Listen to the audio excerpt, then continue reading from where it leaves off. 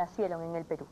¿Cuáles son las características de este movimiento y qué piensan, sobre todo los padres de los adolescentes que se integran absolutamente en esta cofradía? Es lo que trataremos en forma extensa en esta edición. Empecemos con el reportaje de Diego Fernández Estoy. Y formándolos en general pues, para la vida.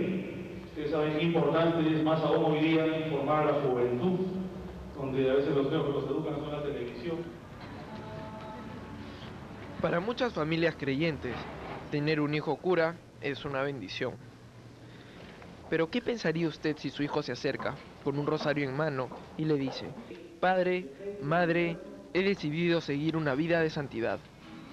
Ese es el propósito del sodalicio de vida cristiana, extendido por toda América y bendecido por el Papa Juan Pablo II. El que haya su vida, la perderá, y el que pierde su vida por causa de mí, la hallará. Mateo 10, 39. El sodalicio fue fundado en Lima por el laico Luis Felipe Figari en 1971.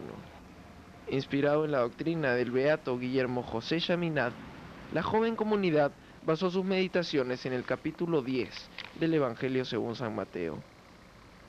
La promoción 1973 del Colegio Santa María vería salir de sus filas a varios de los actuales líderes del sodalicio: Luis Capelletti, José Antonio Eguren, Emilio Garró y más de una docena de adherentes con miras a la santidad.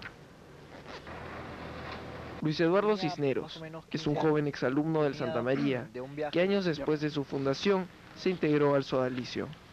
Bueno, creo que el rollo sodalite es evangelizar, o sea, llevar la palabra de Cristo en parte, pero a la vez lograr tu santidad, lograr la planificación de tu vocación en alguna medida, ¿no? Eduardo Alt tiene un hijo captado por el sodalicio y asegura que el muchacho fue reclutado por el movimiento desde una edad demasiado temprana. ¿En qué año se acercaron los sodalites a su hijo? Hace unos 5 años más o menos. ¿Qué edad tenía él? 16. 15, 14 años. De repente un poco antes, pero a mí en mi caso fue 15. Justo estaba en una etapa en la cual uno trata de formarse una identidad propia, alejada de los padres, inclusive no sabía quién era, no sabía qué quería. El gancho fuerte con esos patas que me llevó un poco a meterme con ellos fue el que hallé un grupo de personas que me valoraban y me decían que era un buen pata, que era un pata importante, valioso. Se llega a un punto en el cual ya uno se siente parte de la familia, porque simplemente se da cuenta de que tiene mucho más vínculos, más profundos, más comprometedores además con el sodalicio que con la familia. Este problema no es nuevo. Víctor Sar, quien perteneció al sodalicio en su etapa inicial, aseguró fuera de cámaras entre líneas que sus conflictos familiares empezaron cuando él ingresó al sodalicio. Sar asegura además que su padre, un católico practicante, se enfrentó a Figari por transgredir la jerarquía dentro del colegio. A mi parecer es un individuo sumamente idealizado, hasta que le atribuyen inclusive dotes mágicos. Hay cierto grado casi de misticismo en él, como conocer al Dalai Lama o algo así. Y me lo encuentro una vez en el centro pastoral, que es el centro de reunión. Se acerca y me empieza a mirar y me dice: ¿cuándo vas a decidirlo? Me dice. Y le dije: ¿decidir qué? Tu vocación, me dijo. Y le dije: no tengo nada que decidirlo. Sed pues prudentes como serpientes y sencillos como palomas. Mateo 10, 16. Lo primero que hace un sodalite, un buen chequeo de a quién se está queriendo captar, qué le falta, qué es lo que quisiera tener de repente, ¿no? Por ejemplo, en mi caso yo creo que justo en esa etapa yo me parece que buscaba afectividad y buscaba valoración por todos lados.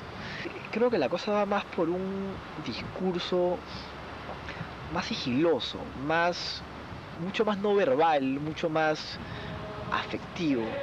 El accionar del grupo hace que ellos investiguen mucho cuál es la vida, o cuál ha sido la vida pasada de la familia, porque después usan eso, donde encuentran puntos flacos o posibles puntos flacos, como herramienta para manejar la adaptación de estos chicos a su grupo. El que ama a padre o madre más que a mí, no es digno de mí. El que ama a hijo o hija más que a mí, no es digno de mí. Mateo 10, 37. Te vas identificando cada vez más con esa gente, te vas desidentificando cada vez más con el mundo. Y en los retiros lo que yo me acuerdo que veía mucho era el discurso de que la vida hasta que la has llevado hasta ese momento es una vida impía, es una vida impura, es una vida pecadora, ¿no? Y que solamente Cristo, que tiene sus representantes en el sodalicio, obviamente, porque ellos son en alguna medida representantes de la verdad, son tu única salvación. Y el que no toma su cruz y sigue en pos de mí, no es digno de mí. Mateo 10, 38. En San Bartolo, el sodalicio cuenta con casas, donde los jóvenes completan su etapa de formación, sometiéndose temprano en la mañana a los rigores físicos, capaces de mantener firme el voto de castidad. Eran de repente maneras para ellos de mantener alejada un poco cualquier tipo de pensamiento sexual, ¿no? Inclusive ellos tienen una idea del sexo como simplemente reproductor, ¿no? O sea, alejado de cualquier tipo de placer. Hay una formación que te diría que es casi militar, ¿no? Sé que normalmente en las madrugadas, cuando están en San Bartolo, que es un lugar donde tienen que estar entre 1 y 2 años, en las madrugadas tienen que ir y meterse al mar como parte de una rutina. Luis Eduardo dejó el sodalicio después de 2 años. Y llega un punto en el cual me doy cuenta de que no tenía sentido que yo estuviera ahí. No me identificaba con las formas de captar a adolescentes, ¿no? Que ya te dije que me parecían psicológicamente poco éticas. Y nada, decidí salirme. O sea, un día determinado me acuerdo que fui a jugar fulbito, me peleé con un sodalite y nunca más regresé. Uno de esos días de que me había salido y estaba lógicamente muy confundido, y me invitan unos amigos del barrio a una fiesta, ¿no? Y eran como las 7:30 de la mañana, 8 de la mañana. Y eso que siento que alguien lo estaba mirando, ¿no? Aún dormido digo, puta, estoy paranoico, dije, o sea, tipo que ya estoy sintiendo que hay un solete que estaba medio que me está mirando, ¿no? Y es el colmo. Y me acuerdo que abro los ojos, puta, y veo una camisa a cuadros y un pantalón de tela enfrente mío, y tipo que, ¿qué? ¿No? Y veo un padre y dice, oye Luis Ibarra, ¿cómo estás? Y veo un sobalite que estaba en mi cama, o sea, al frente de mi cama, estaba mirándome al frente de mi cama cómo me despertaba y cómo estaba en un día de resaca.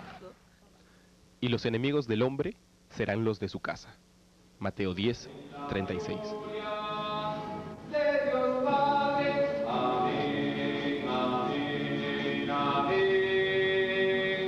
El verdadero drama va más allá de la militancia.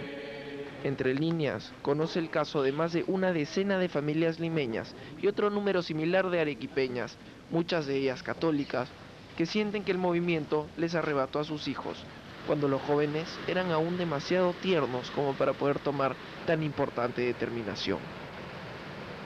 ¿Ha vuelto a ver a su hijo? Sí, por suerte, sí. ¿Lo ve de vez en cuando? Sí, hemos creado una especie de rutina, o casi rutina, de vernos los fines de semana. Creo que todavía le queda algo de amor a la familia. Porque he venido a poner en disensión al hombre contra su padre, a la hija contra su madre, y a la nuera contra su suegra. Mateo 10, 35. Entre líneas invitó a este programa a 2 altos representantes del sodalicio. Diego Fernández Stoll llevó estas cartas. Tú mismo las entregaste, Diego. Bueno, una de ellas sí, a la secretaria del padre Bertel, me parece. Que cuando la llamé me dijo que ella se la haría llegar a Erwin Such. Pero no, al final... Ninguno ha aceptado venir al programa. ¿Cuál ha sido la razón? ¿Qué argumento te han dado? Bueno, me dijeron que solo iban a hablar que si alguna alta autoridad de la iglesia los acusaba de algo o estaba en contra de ellos, porque dicen que tienen la aprobación del Papa y ellos están bendecidos por el Papa, entonces no querían rebajarse a hablar con nosotros. Ah, era rebajarse?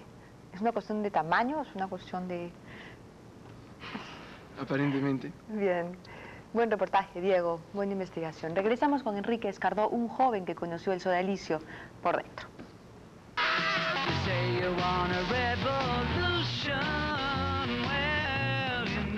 Enrique Escardó estuvo mucho tiempo dentro del sodalicio. ¿Cuánto tiempo estuviste viviendo en el sodalicio, Enrique? Gracias por estar en Entre Líneas. Bueno, yo estuve vinculado al sodalicio de una u otra manera desde que estuve en sexto grado en el colegio. Mi primer profesor. ¿Cuántos años tenías? Tenía 12 años, ¿no? Fueron como algunos tumbos, ¿no? O sea, todo secundaria estuve vinculado a ellos, pero yo finalmente en quinto en media, ya terminando a los 17 años, es que hago los votos, ¿no? Los votos de aspirante. Y luego a los 18 años entro a vivir a la comunidad de Sodalicium de San Bartolo, ¿no? Que es la que se mostró en el reportaje. Y me salí a los 19 años, pero desde Chincha me tuve que escapar. ¿Te tuviste que escapar? Me tuve que escapar, así es. Tuve que agarrar mis maletas en un momento, decirles a todos que yo iba a lavar los platos a la hora de la siesta y agarrar un taxi, irme a la estación de buses y regresarme llorando todo el camino a Lima. ¿Toda tu adolescencia la tuviste que vivir vinculado a este grupo? Sí. ¿Tú creías en ese momento que tenías una vocación o era un lugar donde te sentías bien? ¿Por qué te integraste? Yo creo que era una combinación de ambas cosas. Como bien ha dicho Luis Eduardo, a quien tengo el gusto de conocer en el reportaje, y lo dicen todos los que han estado en el Sodalicium, ellos son expertos en hacerte sentir que son más valiosos que tu familia, ¿no? Entonces, en un momento en que tú estás teniendo problemas con tu familia porque estás cambiando, ¿no? Estás pensando cosas diferentes. Estás creciendo como todos los chicos. Entonces, simple y llanamente ellos te hacen sentir eso que no te hace sentir tu familia en ese momento. Y son muy expertos en hacerlo. Te dan a pasear, te dan a tomar helados, a conversar, te dan libros para que leas, te tratan como amigo. Luego, cuando tú entras a vivir a una comunidad del Sodalicium, tú pierdes contacto absoluto con el resto del mundo. Entonces tu vida... Incluida tu familia. Sí, incluida tu familia. Incluso una vez mi madre fue a visitarme a San Bartolo, que es la única vez que yo recuerdo que fue a visitarme. Me pidieron que me metiera al baño y que le dijeron a ella que yo estaba en Lima, ¿no? Entonces recuerdo que me metí al baño a leer un Asterix y pero tuve que estar ahí. ¿por qué no querían que vieras a tu madre? Y yo no sé cuál era el motivo, ¿no? A veces en los cumpleaños sí venían los padres y te hacían hacer la finta, digamos, ¿no? De que estaban bien con la familia y todo. ¿Tus padres cómo reaccionaron? Bueno, fue muy duro para ellos, ¿no? Cuando yo les dije que no iba a ingresar a la Universidad de Lima, que era lo que tenía planeado para estudiar comunicaciones, sino que iba a ser cura, ¿no? Y una conversación de 5 horas, fue todo un problema familiar. ¿Cuántos años tenías? Yo tenía 17 años. ¿Y tú crees que, bueno, ya tu experiencia, digamos, ya es bastante amplia en esto, pero una persona de 16, 17 años puede decidir que quiere ser cura? Yo creo que una persona de 16, 17 años cree que puede decidir todo en la vida, ¿no? Y eso es de lo que ellos aprovechan. Luis Fernando Figari, el fundador del Sodalicium, yo lo he visto varias veces, estoy hablando hace años, no sé cómo será ahora, ¿no? Pero cuando yo estaba ahí, acercarse a chicos de 16 años, de 17 años, mirarlos directo a los ojos y decirles, tú tienes problemas con tus padres, ¿no? Esas dotes mágicas, aparentes, en realidad son conocimiento de que todos los jóvenes o la mayoría tienen problemas con sus padres. El joven no sabe que todos los demás tienen los mismos problemas que él y se sienten maravillados con este personaje, ¿no? Del cual yo tengo muchísimas cosas que contar, es más, las he contado en la revista, ¿no? Sí, hemos leído tus columnas, Diego. Precisamente en tu columna en la revista Gente has hablado de el abuso de los curas. Tengo entendido que en las comunidades de San Bartolo ellos forman a los jóvenes de una manera casi militar. Y esto implica que se produzcan, digamos, humillaciones, maltrato psicológico Y físicos. y físico. ¿Podrías hablarnos un poco de...? Podría hablarte muchísimo, ¿no? Ojalá que se pueda contar algunas experiencias. Yo, las que he podido escribir, porque tuve que dejar de escribir esto por una serie de presiones contra la revista, por parte de algunos sacerdotes. Conté, por ejemplo, que cuando estuve en la comunidad de formación, en la comunidad de prueba, ¿no? Que es un mes donde te ven y te llevan al extremo, realmente. Estuve, por ejemplo, casi todo el mes durmiendo en una escalera de mármol, ¿no? Después, porque en realidad ellos, trataré de explicarlo desde el punto de vista de ellos. Ellos dicen, tienen la frase mitad monje, mitad soldado, que en realidad es una frase que proviene de San Ignacio de Loyola, el fundador de los jesuitas, que era militar antes. Entonces ellos dicen que uno tiene que estar bien formado física, espiritual y psicológicamente para enfrentar cualquier situación de prédica en la que uno tenga que estar, irse a pueblos de la sierra, cosas que yo he hecho. Y hasta cierto punto tiene sentido llevarte, digamos, a ciertos extremos físicos, pero no de esa naturaleza, ¿no? Una vez el formador, digamos, en la casa, que no sé si puedo decir el nombre, no hay ningún problema. No, por supuesto, claro que no. Alfredo Draxel, él me puso, cuando estábamos estudiando, me puso una cuchilla suiza en el cuello aquí y me comenzó a decir empuja, empuja. Y como yo no lo hice, entonces lo puso al costado a un chico que sí quisiera reservar su nombre, que es un arequipeño, y él sí empujó. Entonces dijo, ¿por qué tienes miedo? Y me comenzó a poner ahí, yo comencé a empujar y comencé a llorar. Y en ese momento me comenzó a hincar con la cuchilla suiza, todo el cuerpo. Y después me llevó a un cuarto donde había una imagen de la Virgen, una imagen de estas ayacuchanas de la Virgen, y me dijo de por qué no confiaba yo en mis superiores, ¿no? Y cosas de este tipo, de ese nivel me hizo llorar muchas veces. Luego una vez, también lo conté en la revista, yo estaba, la segunda vez que vino el Papa, fuimos a verlo y todos corríamos como locos para llegar pues a donde estaba el Papa, y yo sufría de migrañas. Regresando casi a las 2 de la mañana, con ya el comienzo de una migraña, todos decidieron irse a jugar peleitas en los botecitos de los pescadores en San Bartolo. Y yo pedí excusarme. Y el encargado de la casa, de San Bartolo, me dijo, bueno, el agua fría te va a hacer bien para el dolor de cabeza. Y me obligó a meterme al mar. Un rigor realmente... Ustedes han visto ahí que en el reportaje los chicos están con ropa de baño nadando. En la época en que yo estuve, varias veces nos pedían que nos metiéramos con sweatshirts, con polos amarrados en las manos, en las piernas y llevando una piedra hasta la isla de San Bartolo, y de ahí nos hacían correr hasta, saliendo del mar, nos hacían correr hasta Santa María, y en el camino una serie de ejercicios, ¿no? Dietas, a mí una vez porque me olvidé de sacar el ketchup de la mesa antes de traer el postre, me hicieron comer 5 platos de arroz con leche con ketchup, y me lo hizo un sacerdote, que es José Antonio Guren, ¿no? Que si ustedes lo ven en las fotos, cuando vino el Papa la segunda vez él estaba a su costado, ¿no? Yo no creo que el Papa sepa esas cosas. No, yo tampoco, la verdad. Cuando tú saliste, Enrique, ¿te amenazaron? ¿Tuviste problemas con ellos? ¿Cómo es tu relación con ellos ahora? Mira, yo cuando salí, como yo siempre he sido muy combativo, ¿no? Quise formar un grupo de exodálites jóvenes para combatir un poco esto, ¿no? Pero no tuve el apoyo de los amigos, ¿no? Y después dije, bueno, ¿para qué? ¿Para qué voy a seguir centrado en ellos, ¿no? Por supuesto me encontraba con ellos en la calle y yo los evitaba, ¿no? Algunos me llamaron, pero calculo que en buena onda, ¿no? Para tratar de ver cómo estaba. No eran los líderes, ¿no?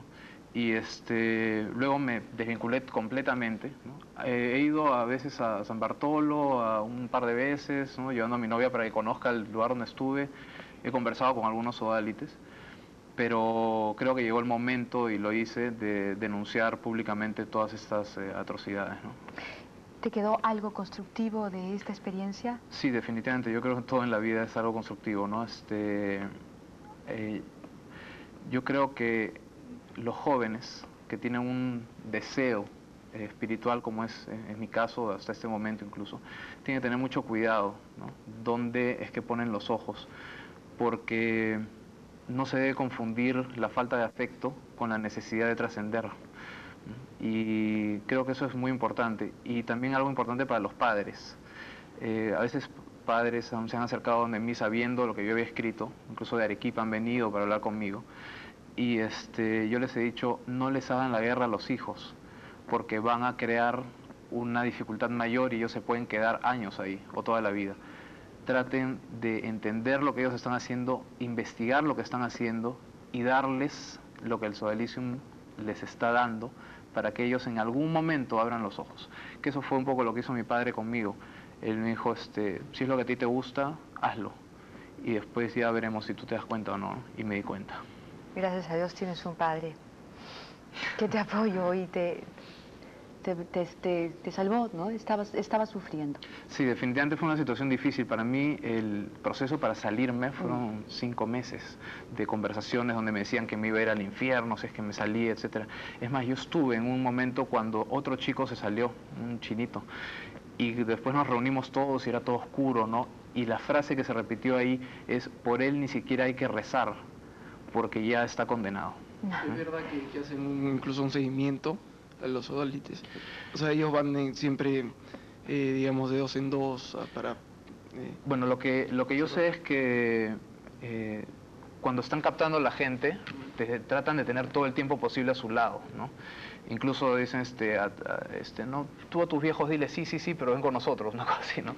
Y después, cuando ya eres sodalite, tú, por lo menos en el tiempo que yo estuve, no sé si ahora seguiría igual, me imagino que sí, tú no podías salir de la casa. Por ejemplo, si estabas en San Bartolo, no podías venir a Lima solo, tenías que venir con otro sodalite. No siempre andabas en dos. Eran otros sodalites, pero del mismo nivel tuyo. O sea, no es que estabas como vigilado, pero sí había menos posibilidad de que te pudieras escapar o que pudieras hacer algo que ellos no aprobaran, ¿no? ¿Cómo es la jerarquía dentro de Diego, se nos está acabando el tiempo, perdóneme, me lo están pidiendo ya desde el switcher.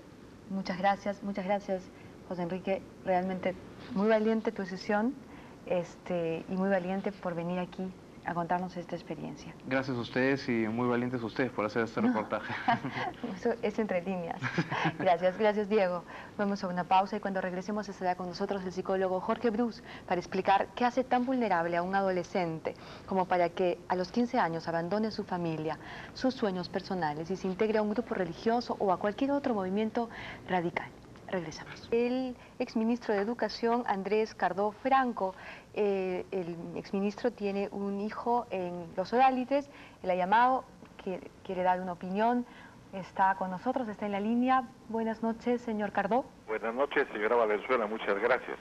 Al contrario, ¿qué tiene usted que decir? El programa me he permitido llamarle para darle mi testimonio personal muy brevemente. Por supuesto. Yo no comparto la imagen que se trata de ofrecer del sodalice. Conozco y sigo de cerca esta institución hace años. Tengo un hijo como sodalite estudiando para ser sacerdote, lo cual me ha permitido apreciar cada vez más y apoyar esta obra católica. Ojalá hubiéramos tenido en este programa que usted dirige algunos testimonios directos de sodalites. Los buscamos, señor Cardó, dirigimos incluso cartas al padre o al señor Eguren y al padre, ¿cómo se apellida el otro sacerdote, Diego? Sin afán pero desgraciadamente ellos... de debate, porque no es mi intención, pero grabaciones y testimonios hubiera sido más completo. Le agradezco mucho de todas maneras por su atención, señora Valenzuela. Nosotros a usted por su intervención. Buenas noches. Bien, y está con nosotros el psicólogo Jorge Bruce. Doctor Bruce, ¿ha escuchado usted el testimonio de José Enrique y el testimonio de Luis Eduardo, dos muchachos que estuvieron en el grupo, en esta institución y que tienen una sensación de rechazo, más bien con la, no necesariamente con la institución, sino con el concepto que los hizo integrarse a ella? Pero en realidad yo no lo he invitado a usted para hablar sobre el sodalicium, porque usted exactamente ni siquiera es religioso, no, ¿verdad? Yo quiero hacerle una pregunta que a mí me ha tenido muy inquieta toda la semana mientras Diego Fernández hacía este reportaje. ¿Qué hace que un muchacho a los 14 o 15 años se integre a un movimiento radical que les impone rigores tan grandes como los que han descrito estos chicos esta noche? Bueno, en efecto yo no soy ningún experto en el sodalicium, pero sí, como muchos muchachos, he tenido la experiencia de haber sido tentado por movimientos de ese tipo, ¿no es cierto? Esto es algo que ocurre mucho en los colegios religiosos de clase media alta o clase alta, y no solamente los sodalites del Opus Dei hace lo mismo también, ¿no es verdad?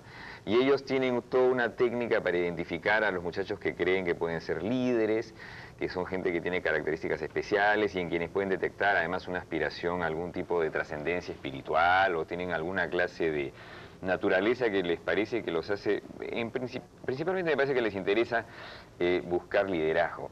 Y ejercen una serie de técnicas de seducción y creo que esas técnicas consisten en proponerles una vida, digamos, idealizada, ¿no es cierto? En una comunidad, yo creo que hay un elemento muy claramente narcisista, es decir, si ustedes pertenecen a este grupo, van a ser parte de un grupo de gente muy selecta, los mejores, ¿no es cierto?, los líderes a todo nivel, y esto bien vale pues un cierto sacrificio, pero esto no se anuncia desde el principio. Al principio son solamente, no sé, invitaciones a conversar, a estar en casas donde hay un trato muy ameno, muy grato, y me imagino que cuando ya lo que contaron ambos muchachos llegan a la casa esta de San Bartolo, había un largo periodo previo de persuasión. ¿Y todos los Sí. adolescentes pueden ser captados, doctor Bruce, o son chicos especialmente sensibles, chicos muy necesitados de afecto?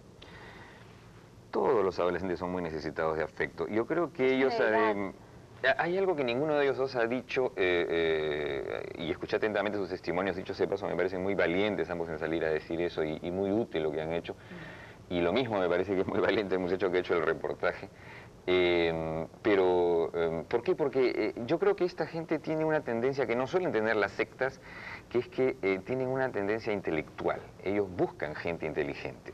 Y me parece que los líderes de estos grupos son gente inteligente. Yo me acuerdo incluso vagamente de Figari, yo lo he visto en algún momento en mi colegio, y ya tenía fama de ser un hombre con una inteligencia muy particular y con una capacidad de sometimiento muy particular también, ¿no?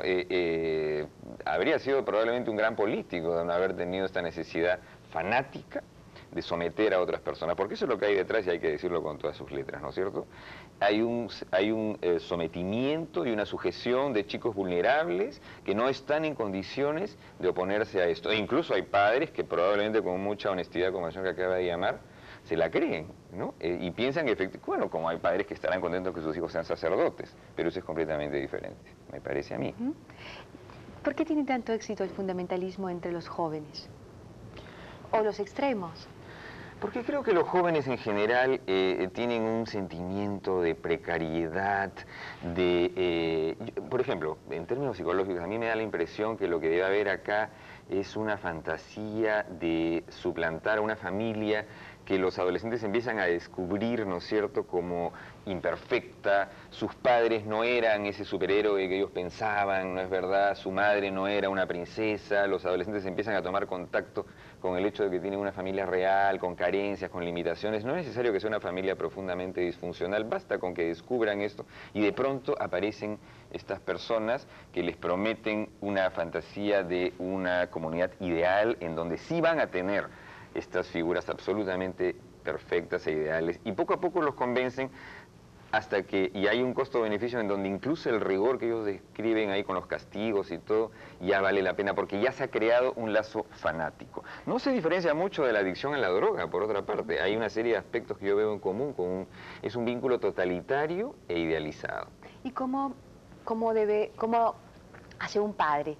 ¿Cómo debe reaccionar un padre? ¿Qué debe hacer si se da cuenta que su hijo está empezando a ser captado por un grupo? Es bien fregado, es bien fregado. El muchacho Escardó lo describió bastante bien, ¿no es cierto? Porque evidentemente si el padre se pone en una actitud de oposición tajante, probablemente va a reforzar lo que el chico está empezando a sentir, y lo que le están diciendo por el otro lado también, ¿no es verdad? De modo que ahí se requiere una intuición muy particular de los padres o de las personas que sean responsables de estos chicos, para tratar de hacerles ver lo que está ocurriendo sin por ello caer pues en la actitud de oposición tajante, porque eso es lo peor de todo, y de verdad que es bien complicado. Yo sé que en Estados Unidos hay desprogramadores profesionales, es decir, gente cuya actividad consiste en ayudar a los muchachos que han sido capturados por algún tipo de estas sectas, que son de muy variada índole. Esta es solamente una modalidad, ¿no? Bien.